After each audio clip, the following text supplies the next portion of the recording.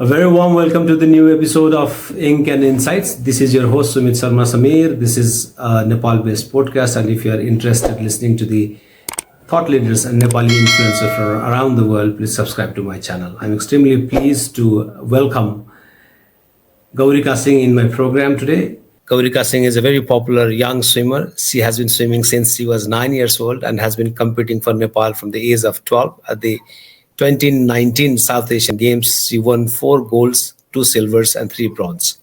She was the youngest athlete at the 2016 Rio Olympic Games. She was listed on the Forbes 30 under 30 in 2021. Currently, she is pursuing a degree in international relations with a minor in finance at Tufts University. She just completed an enriching year abroad at the London School of Economics. Aside from swimming and her studies, Singh is involved in charity work and is a goodwill ambassador for non-profit organizations, including Maiti Nepal and Santi Education Initiative. She is passionate about empowering women and girls and advocating for menstrual health and wants to make a positive impact for her country and community. It is such a pleasure to have you in my show, Gaurika. Thank you so much for your time. Thank you, Namaste. Thank you for having me. Gaurika, at the age of 21, I think you are 21 now, you seem to have achieved everything in your life. You have a very robust academic qualification. You are globally recognized as a swimmer. How do you feel about these achievements? I'm very grateful for the opportunities. The highest honor anyone can have is to represent their country. And for me to be able to do this from such a young age and represent Nepal on the world stage is a truly amazing honor. But I think there's always something to learn. There's something always new to do. And, my ultimate goal is to give back to the community that's given to me these opportunities. So there's always stuff to do. There's always stuff to learn. And I think, coming from Nepal, hopefully one day I can give back as much as they've given me these opportunities. Right, right. Can you tell us how you were attracted to swimming? How did it all started? So it first started because when I was very young, I used to hate the water. Even when I used to shower, I used to cry. I hated any Oh, water in my face, my eyes. And, my dad, Dikkavaya, he was like, no, we need to teach you to swim because, it's a life lesson. You can't just go your whole life without swimming. If you go on right. holidays, if you're on a boat or something happens, you need to know, not to drown. So my parents enrolled me into swimming lessons because, it's a life skill. You need to learn how to do it, just survival. And when I started earning medals and becoming better at it, I think that's when I actually started enjoying it. At first, I used to cry every time I went to swim lessons, but it's something you have to do as a life skill. So that's kind of how it all started. And so, how do you balance your swimming and other priorities? So, even when you used to do this in your school, right, there used to be a lot of Pardon. perhaps assignments for you. Yes. How did you balance that? I think for me, I've had a very good support system. I couldn't have done it without my parents. My mum used to drive me to swimming and back, school and back, and it used to be very difficult for her.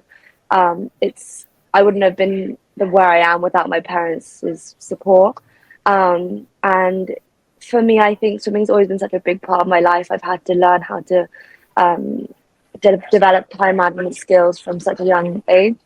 Right. I've I really struggled during lockdown when swimming wasn't a thing and there wasn't that structure. That's when I started to find that I used to let assignments not slip. I would, complete them very late on, very close to the deadline. Whereas with swimming, if I know that I have assignment due on Friday and I have sessions at XYZ time, I will find an exact time to slot in doing my homework and things like that. Right. So, you had been really working hard right from the beginning, right from the young age. Yes, I mean my mom's board topper, and that kind of rubs off on you. And she's never pressurized me to be very excellent academically or excellent swimming wise. She's been very supportive. But when you see your parents do great things, you want to kind of follow in their footsteps. Absolutely, absolutely. So, tell us, what was your most memorable moment in your swimming career so far? How do you ask? I mean, for me, I think a lot of people would expect it to be the Olympics and having to represent my country on the international stage. But I think winning that first gold medal at SAG in my home country in Kathmandu was one of the most amazing feelings ever. I don't think anyone really thought that swimming would earn such a huge medal haul at the South Asian Games. So being able to win my first international medal for Nepal at home was a huge honor, Right, and yeah, I think that was my most memorable experience. right. Had you ever felt that the swimming would give you so much of recognition or so much of space to I yourself? I had no idea. I didn't even know I could compete internationally for my country. It wasn't until one of my swim coaches actually suggested, "Oh, why don't you go home and see your if you can represent your country nationally or internationally?" And that's where it kind of Right. kicked off. My parents had no idea that this was even a possibility themselves. So, yeah. And who has been your biggest inspiration in your swimming journey? Well, I think it definitely has to be my mom. I know obviously there's very many great swimmers out there, like Michael Phelps and people like that who have earned so many medals. But honestly, I don't think I could have been anywhere without her. She wakes up at 5 a.m., 4 a.m. with me to go to training. She drives me to every swimming competition, and now my brother is also getting into swimming, and he's like Oh, swimming wow. very yeah. He just earned his space at his first So how English old is he right nationals. now? He's 15 now. So boys, they Okay. tend to develop a bit later on. So it's Okay. um, yeah, he just earned his space at his first English nationals, and she drives both of us to training together early mornings, and she makes all our food. And she like meal preps for us and make sure that we're eating right, sleeping properly, getting to places on time. So, I wouldn't be anywhere without her. And what keeps you motivated, during tough training sessions? I think what mainly motivates me is knowing that it'll be hard, but my competitors in India or across England or Britain or wherever I'm racing or competing at, they'll be training just as much as me, maybe even harder. So it's just that Right. the idea that there's going to be people out there who are maybe in worse off conditions, worse off financially, or who don't have as good as coach infrastructure, whatever, and they don't get Right. these opportunities. It's just the fact that I get them, and making the most of what I have available to me. Right, right. And do you ever feel, too competitive whenever you are among with your colleagues from, competitors from India or from some other countries? Do you feel that the enough training is not there, or any sort of feeling? I mean, I think like for all these swimmers that I've met personally, I think we've been able to really separate our competitive environment and friendly environment. So after I went to Qatar at my recent World Championships, I made really good friends with some Indian swimmers, Sri Lankan swimmers, Pakistani swimmers, and we actually have a group chat where we stay in contact. And Oh, um, wow. yeah, they also train at various parts. Some people train in America, some in Dubai, some in India, some in Sri Lanka. So I think we've all done a very good job in, separating the competitiveness of the sport and, keeping in touch as Right. friends. Right. Sports, I think, is always a very friendly competition after all, Yeah. isn't it, Gaurika? How do you handle setbacks or disappointments? I think it's very easy for us to, take setbacks and disappointments as, failures. But I always think, like, okay, well, at least let me learn something from this. If I failed, okay, fine, but let me not do this again. Or if I am going to do it again, like, you know, find a way to mentally, like, don't allow it to be like a mental block for me. So, for example, there was a certain time that I've been stuck on for a very long time. So on the 100-meter backstroke short course, I was stuck on the time of 63 seconds, and I kept going at 63, 63, 63. It had been a couple of years I couldn't get onto that 62-second barrier, and for me it was like, okay, well, if I keep doing something again and again, I'm clearly not doing something right. If I keep doing the same thing again and again, and expecting a better result, it's not going to happen. So from that, my coaches used to film me and say, okay, like let's pinpoint one thing that we can do better the next time. So for this whole Right. year, I've been working on my underwaters and turns and things like that, and I managed to, drop the time I wanted to. So, setbacks are just another word for a learning curve. I see it. Absolutely, absolutely. And how does it feel to represent your country at the international spaces? Is it Do you feel a lot of pressure when you sort of represent Nepal? I can do. I feel like the people I have behind, my team and like the fans that I've accumulated over the years, they've been very supportive, and I'm really grateful that I think a lot of people still see me as very young. because I started swimming at a very young age, and I started at 12, 13, and they used to call me Nanu and stuff like that. And like at this age, I'm like 21, and I think that people still view me as very young and like a young girl. So I don't think I've ever received, or at least very minimally received, any like negativity or anything like that. And everyone from the media has always been very supportive of my, anytime I race or go internationally. But I know that for other athletes, it can be very difficult in terms of support and things like that. Because, obviously recently the T20 World Cup has come up, and just Right.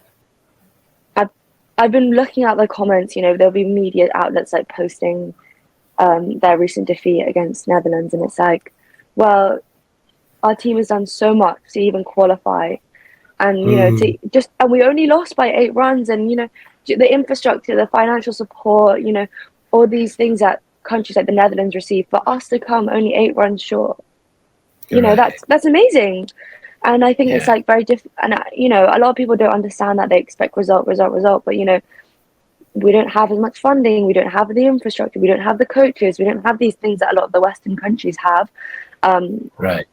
And I think that, it can be hard because the fans don't understand that. They do want just a gold medal. They want us to win the whole World Cup, Right. It can be very Right. difficult. Right. I've been very lucky I haven't been exposed to that. I know a lot of the cricketers might have been exposed to that recently, and I can understand from their perspective, it can be very difficult to, see that when a lot of people don't understand the position they're in. Right. Right. Under the the whatever limited context, whatever Yeah, you have been doing great job, Gaurika. thank, I must tell you thank you. that. Thank you. And what are your short-term and long-term goals as of now in swimming? Well, in swimming right now, short term is, just keep representing Nepal as long as I can, and Right. hopefully win more international medals for them. Long term, obviously, like as an athlete, I can't be swimming forever. I need to pursue other career options and like things like that. And obviously, I've spoken to you about how social policy is one of the things I'm pursuing. And I think long term, even if it's not representing Nepal in swimming, it could be, giving back to Nepal in terms of um, like humanitarian kind of initiatives. And I don't think I'll be in Nepal politics anytime soon, but Right. trying to help in any way I can in terms of my dad's from the west, he's from Bajang, and he grew up in Mahindanagar, and just the infrastructure there is obviously not as good as in Kathmandu, and just Hmm. trying to give back to my community as much as I can. Right, right. In whatever way we can contribute to community, it's We good should, always. yeah, Yeah. yeah, 100%. And do you have any other aspirations outside of swimming? Yeah, so I want to pursue a master's in most likely some kind of social policy, political science, something like that, given that my degree right now is international relations. I have my minor in finance, but that's more for, the economic sides of international relations. Right. Um, but I think right now I'm not like 100% certain what kind of career path I want to go down. I do definitely want to do something. I used to think I wanted to be in the UN, but I think instead of trying to target this a global issue, why not give back to my own community and try and fix issues within my community because they've given so Sure. much to me. So something along those lines. I'm not 100% sure, but that's okay. I'm only 21, but yeah. Right. Right. Right. So, as a player, how do you kind of maintain a healthy lifestyle outside of training? So in terms of dietary, I think my parents have been a big contributor. Like, obviously I love dal, bhuja, aloo, khasi ko masu. Like I could eat that every day, but I like can it's imagine obviously, that. but like it's obviously not the healthiest for an athlete's Right. diet. So my mum is the main, I guess, chef of the house. She's the one who with all the recipes and the culinary talent. So she's the one that Right. makes sure that we keep a like balanced diet, me and my brother, because he swims as well. And my dad's also very supportive. He's always like, okay, like I need to go on a diet too. Let's just let's do this athlete diet anyways. So yeah, she definitely keeps that balance. And then in terms of social life, I think like everyone in my squad and the people I swim with is they are just like really great people and a supportive Right. community. So we find a great way to balance our swimming and like just meeting each other outside of our swimming and creating like a good social environment. Right. Right. What advice would you like to give to young swimmers aspiring to compete at high level? I think don't put too much pressure on yourself. I mean, at that young age, I didn't even start swimming until I was 9 years old. So, don't put too much pressure on yourselves. And I know that, especially in like South Asian communities, we can take competition very seriously. I mean, Yeah. my mom, she was like very like pressurized academically to do well and things like that, even though a lot of it was intrinsic. I think just, at the end of the day, it is a game. Allow the competitive spirit to come from yourself. Don't let it be, it's nice to have like a bit of push from like your parents, coaches, and things like that. But at the end of the day, it should come from within you. Right. Right. And Gaurika, what do you enjoy doing in your free time? Free time. Oh, okay. So I love right now. The T20 World Cup is all I'm doing right Right. now. I'm Are watching you every following that? match. Yes, I'm very much following that. Unfortunately, our Right. game yesterday got cancelled by the rain, but we did get 1 point from it, so that's good. I Right. think I love watching tennis. Tennis is one of my favorite things. I recently got into Pilates, and that's been really fun. Um, Right. and yeah, that's just like I love just like doing different sports because at the end of the day, doing other sports it strengthens your muscle groups and it does help my swimming in some way. And it's just a lot more fun doing sports that I won't have pressure on. I'm not going to be Wimbledon champion anytime soon, and I can play tennis and it just be fun and things like that. So yeah, just spending time with family, doing other sports are kind of my main hobbies. Right. Right. And how do you hope to inspire the next generation of swimmers? I think the next generation of swimmers, especially in Nepal, are getting a lot more opportunities. I'm really grateful that, that there's more heated pools becoming available and 50-meter pools and places like I did a competition in Nepal Ganj a few years ago and they'd started building a 50-meter pool there. Just I think that they should try and seize every opportunity they have. Swimming's being woven into their curriculum. I know a lot of schools now have swimming pools available.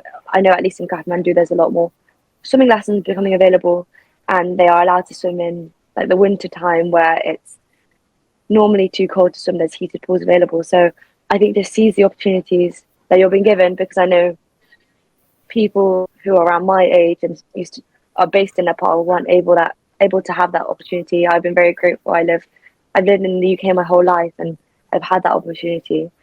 So I think the next Right. generation, they'll be able to swim at a very much younger age and all year round. Right. Right. And do you even think of your future or legacy, and what do you want your legacy to be in the world of swimming? I hope that, I've inspired a lot more young people in Nepal to go back and swim. I think swimming wasn't as a big sport when I started swimming. Right. I That's first time I correct. swam, yeah, when I first started swimming, it was I did a trial in Rangasala and the pool was freezing and there was a bug floating in it and I was terrified, because obviously I've only been exposed to like Western pools and coming back to Nepal, the infrastructure wasn't as good, but I hope to like inspire more pools to be created, more opportunities within swimming, especially for women. Um, I think, we've seen swimming's come very far since I first Right. started. And in Nepal, it's very evident between the times that are being swum. When I first started, the times weren't as great. And now, like, the level of competition in Nepal is just getting better and better. And, we're giving India a bit of a run for their money and other countries in South Asia. So I'm hoping to Right. inspire more people to get into swimming and not just get into swimming, stay in swimming. Right, right. And sports can also contribute to positive social change. Yeah, Um, 100%. right. So, and do you incorporate any new technologies or techniques in your training? I mean, I think I don't really do anything like technologically different. I think, um, the Western coaches obviously like you see the big countries in at the Olympics being, the Western countries like the UK, America, Australia. I think just like the coaching techniques they use maybe a bit more advanced, just because Right. they've had the exposure. Swimming's been such a big thing in these big Western countries. Um, but in terms of technology, I don't really. I mean, swimming's very like you don't need you just need a pool, you need a swim costume, you need a good coach, and you're good to go. And like a lot of Nepali people haven't had the opportunity to even have that much. So I'm Right. hoping that like now swimming's becoming a bit bigger, that they'll be able to get the infrastructure. And even World Aquatics are sending people on a scholarship to like Thailand to train, and it's great that Hmm. people are more than technology getting the the financial aid, the infrastructure available to do the sport at the highest level. Right. Can you share any interesting stories about your interactions with your fans or with your sponsors? I didn't have any sponsors because when I first started swimming, we weren't. I knew I wanted to go to America, and there was a rule where you couldn't have any sponsorships Right. available, and if you are sponsored, you can compete at NCAA level. So Hmm. I think for me, one of the most exciting things I've got coming up is I'm working with a company which will have swimsuits which will help women swim during their time of the month, so when they're menstruating. And I think in Nepal especially, like, periods are a very big taboo subject, especially um, it's very difficult for women to swim during their Hmm. periods. So I think Right. that's a very exciting thing I've got coming up, to try and make that topic a bit less taboo, and help women be able to swim month round. Right, right. And how do you manage stress and pressure from competing at a high level? Uh, do you practice any mindfulness techniques for that matter? So my dad's really into like yoga and meditating. So sometimes we Wow. do stuff like that. I know he's I don't know, he's yeah, he's very spiritual, he likes to say it. Right. um but like it's not uncommon for athletes or just people to be, very stressed out. And I've had at times I've seen a sports psychologist, and that's really helped. And I think, not even just in athletics, I think a lot of just day to day life, like seeing a therapist. And I know that also is a topic that's very taboo in Nepali culture. Like, I saw a sports psychologist, I thought it really, really helped. And, I'm not ashamed to say that, like, people sometimes struggle when performing at high level or high performing jobs and things Oh, like that. And absolutely. seeing Yes. like a therapist or a psychologist, like just having people to talk to, even if it's not someone a Mm. licensed professional, just friends, family, has been really like key to success for me. Right, right. And who are some of your, role models, um, within and outside the swimming community? So okay, so I've obviously said my mom. She's been a huge inspiration to me. She didn't do swimming. She more went through the academic field, and she's been very inspirational. And obviously both my parents. My dad's a consultant, and he went to school in Buranaganda, so he did his education in Nepal, and now he's Right. a consultant doctor in the UK. Um, I think obviously like Michael Phelps, like I could not say his name. He's the most medal scorer in Olympic history, so definitely him. Right. And yeah, I think like when I think of role models, I think of people just closest to me who have helped me get to where I am, because they've Mm. sacrificed so much to be able to allow me to get to where I am right now. And as I've said, I really like tennis, so I have to say Roger Federer. He's one of my number one role models. So yeah. Wow. Yeah. Absolutely, absolutely. And looking back, what are the key milestones that you think have defined your career? I think one of the key milestones of obviously South Asian Games, I mentioned getting international medals there when I thought that wasn't even possible in my lifetime. I Mm. didn't think that was even a thing, that I was going to become, an international like gold medalist. I think that's been one Right. of the most career defining moments, because it really elevated my confidence. Hmm. I think being able to represent Nepal at the 2016 Olympics was definitely one of my biggest milestones, because it not only like helped my swimming career and gave me so many opportunities. It helped put Nepal on the map. And obviously we have so many other role models from Nepal who've really put our country on the map and been able Right. to give a voice for our country. But I think, yeah, that one of the 2016 Olympics really was a big milestone, and just giving back Right. and um, being able to represent my country on the world stage. Right. Right. Gaurika, so if you could change anything about your journey so far, Yeah. what would it be? I think if I could, obviously the COVID pandemic, I can't exactly change the whole pandemic. That's not really a thing. But I mean, we had to take a year and a half out from swimming because of the pandemic, and that wasn't ideal. If I could not wait the humanity and my swimming career, I think if I could have changed anything, it would probably been, being able to train during COVID. But obviously, there was bigger things and worse things that were happening to people. So I feel a bit selfish saying something like that. You're Let me right. think. I can't. If I could change one thing, maybe start swimming a bit earlier and tell my younger self that you're Right. gonna really enjoy swimming. If you had told me at a really young age you're gonna enjoy swimming, I wouldn't have even believed you. Let alone you're gonna make Olympics one day. So, Gaurika, perhaps my last question to you is, what are you looking forward to most in the coming years? Um, I think obviously I'm looking forward to completing my undergraduate career and hopefully starting a master's program. And as I get older and I start thinking about other things other than swimming, obviously Nepal and like everyone in the community is just, they're very used to viewing me as the swimmer or very young, and I'm looking forward to maybe changing that image and not just being a national swimmer, but maybe something more than um, just in the sports industry, but maybe focusing more towards like social initiative work and humanitarian work and things like that.